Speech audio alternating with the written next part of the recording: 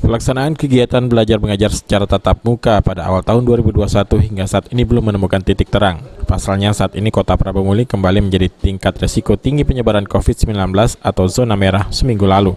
Namun Wali Kota Prabomuli Ridho Yahya dengan tegas menyatakan kegiatan belajar mengajar akan tetap dilakukan karena melihat kondisi ekonomi masyarakat Prabomuli yang tidak mampu menjalani belajar daring terus-menerus. Pengen sekolah ya silakan. Tadi kan ngomong kalau kedatangan guru, misalkan datang guru matematik bahasa Inggris ke rumah, ya kalau itu mampu.